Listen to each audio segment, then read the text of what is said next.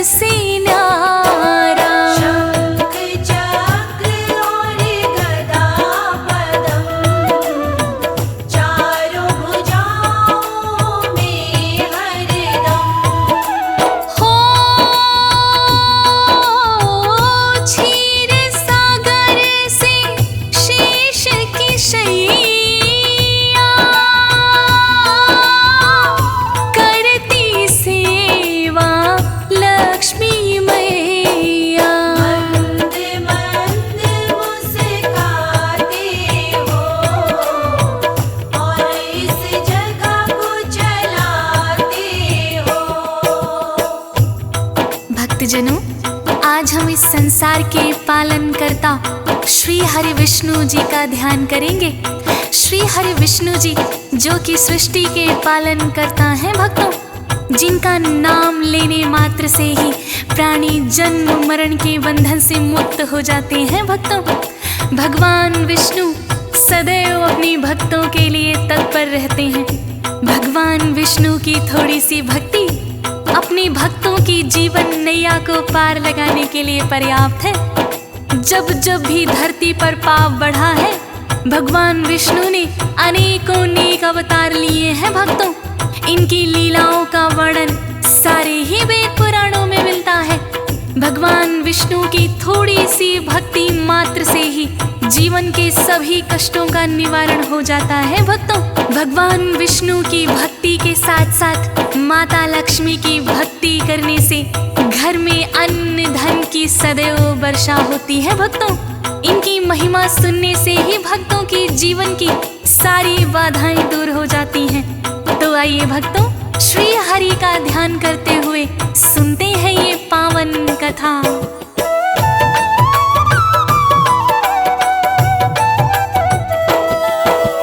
हो जब जब बढ़ता पाप का भार है, आपने भगवन लिए अवतार है। भक्तों का उद्धार किया, दुष्टों का संहार किया। हो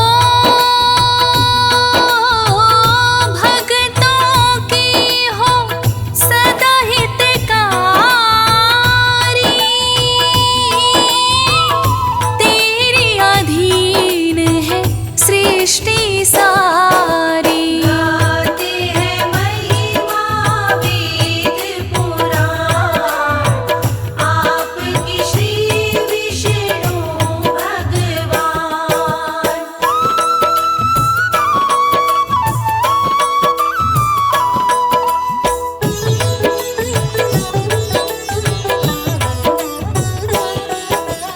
हो भोलेनाथ भी शरण में आए, ब्रह्मा जी तुम्हें शीश झुकाए। करते हैं वो भी गुणगान, जय जय श्री विष्णु भगवान। हो पूर्ण परमात्मा अंतर्यामी, सृष्टि के हैं आप ही स्वामी। जो करते हैं नाम का जाप, जन्म जन्म के कटते हैं पाप। भक्तजनों, भगवान श्री विष्णु इस सृष्टि के पालन करता तो है ही, इसके साथ ही वो विपदा में अपने भक्तों के लिए सदैव तत्पर रहते हैं। जब जब भी भक्तों ने सच्चे मन से इन्हें पुकारा है, श्री विष्णु भगवान ने प्रत्यक्ष या परोक्ष रूप में आकर भक्तों को संकट से उबार लिया है। भगवान विष्णु जी की लीलाओं का अनेक ग्रंथों में वर्णन मिलता है भक्तों। इनका ध्यान करने से मानव जीवन सफल हो जाता है। और एकादशी के दिन खास तौर से भगवान विष्णु की ही पूजा की जाती है। भक्तजन एकादशी का व्रत भी करते हैं और ऐसी अनेकों नेक कथाएं हैं जिससे अनजाने में भी एकादशी का व्रत करने से भगवान विष्णु ने अपना परम धाम दे दिया है भक्तों। तो आइए भगवान श्री हरि का ध्यान करते हैं।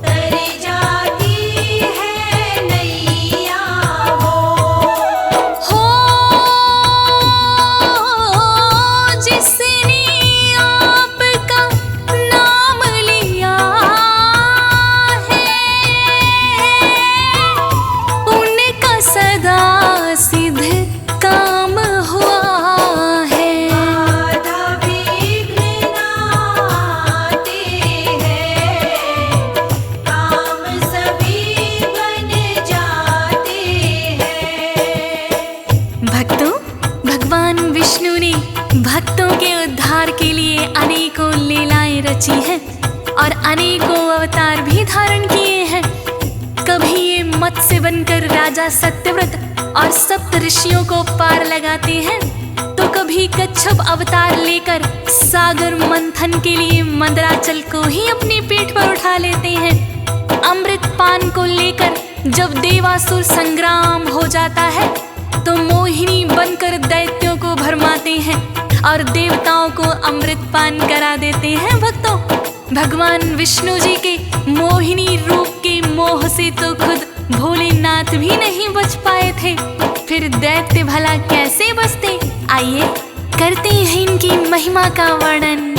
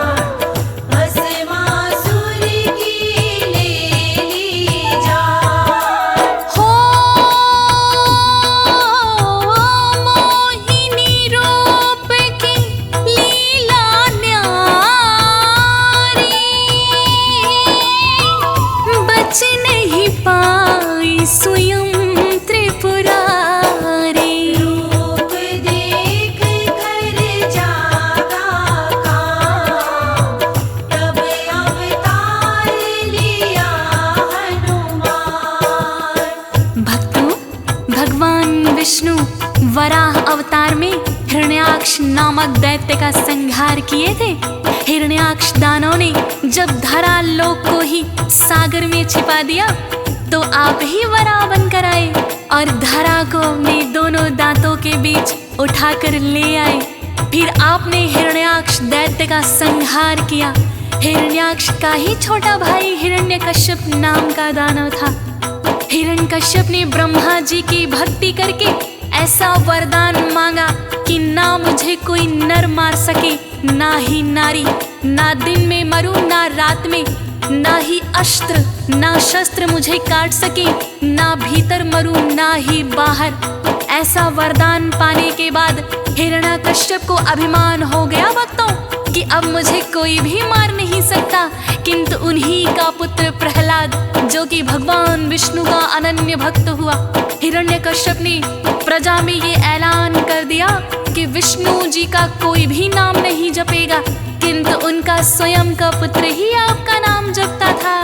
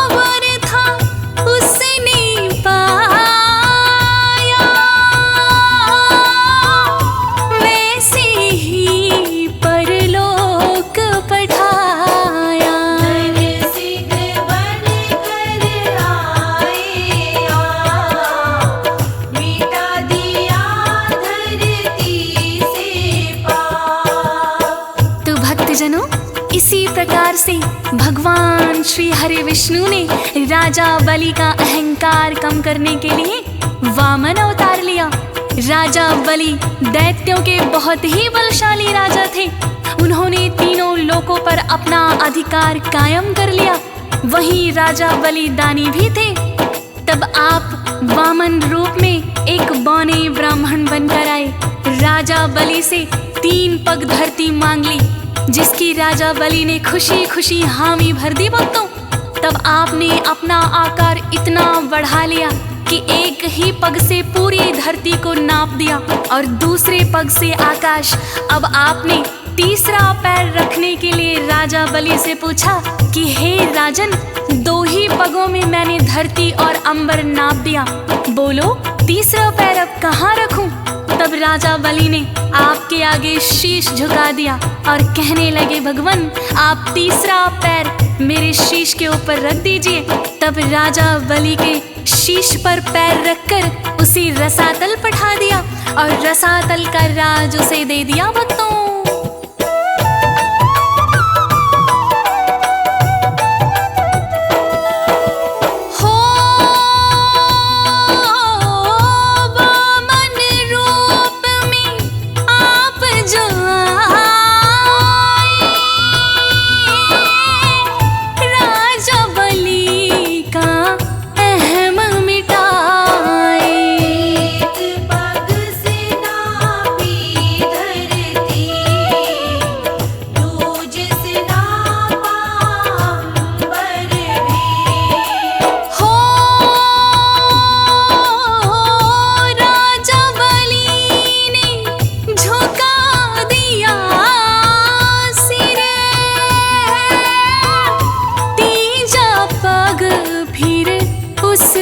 पर रख कर से पाताल पठाया है, राजा वहीं का बनाया है।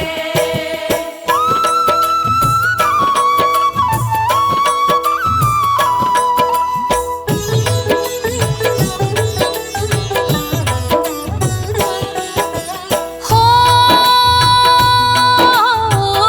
परशुराम फिर लिया अवतार है, पापी क्षत्रिय दिए सब मार है। तुम बन कर आए राम, भक्तों का करने कल्याण। हो रची है अनेकों की लीलाएं, पुरुषोत्तम भी आप कहाए। रामायण के किस्से तमाम जानता है ये सकल जहान। भक्तों, भगवान श्री राम के अवतार से कौन परिचित नहीं है। किस प्रकार बचपन से ही उन्होंने दैत्यों का संहार करना शुरू कर दिया था। पहले ताड़का वध, फिर मारीच और सुबाहु का वध किया। इसके बाद ऋषि गौतम की पत्नी अहिल्या, जो कि उनके ही श्राप से पत्थर बन गई, आपने अहिल्या का उद्धार किया। फिर माता सीता स्वयंवर में जाकर शिव का धनुष तोड़ा और माता सीता को ब्याह कर अयोध्या ले आए। इसके पश्चात आपने अपने पिता दशरथ की आज्ञा से 14 वर्ष वनवास बिताए, जहां माता सीता का हरण रावण ने कर लिया। वानर सेना की सहायता से आपने लंका पर भी विजय पाई और अयोध्या में आकर फिर से राम राज्य स्थापित किया भगवान। इसके बाद एक धोबी के कहने पर आपको माता सीता का त्याग भी करना पड़ा। वहीं वाल्मीकि जी के आश्रम में लव और कुश ने जन्म ले लिया भक्तों। इसके बाद भगवान विष्णु ने द्वापर युग में श्री कृष्ण अवतार लिया। आइए सुनते हैं आगे की कथा।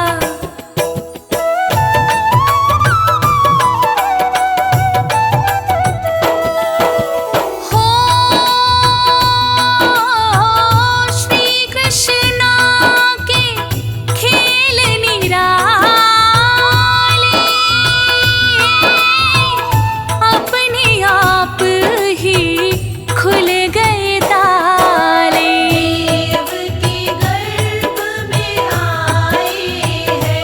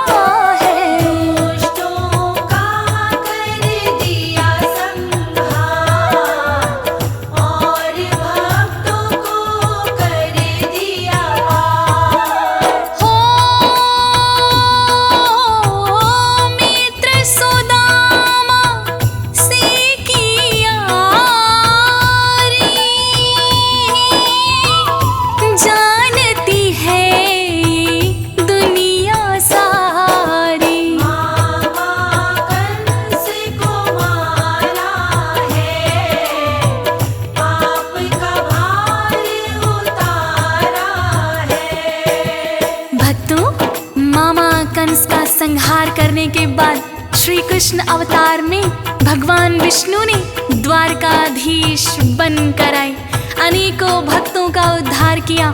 उनके मित्र सुदामा, जो कि अत्यंत ही निर्धन थे, उनके 2 मुट्ठी चावल खाकर 2 लोक भी सौंप दिया। वो तीनों लोकों का राज मित्र सुदामा को देने वाले थे, किंतु रुक्मिणी ने बीच में ही रोक दिया। इसके पश्चात धर्म युद्ध में अर्जुन को गीता का ज्ञान भी दिया। इन्हीं के संरक्षण में पांडवों ने धर्म युद्ध भी जीता।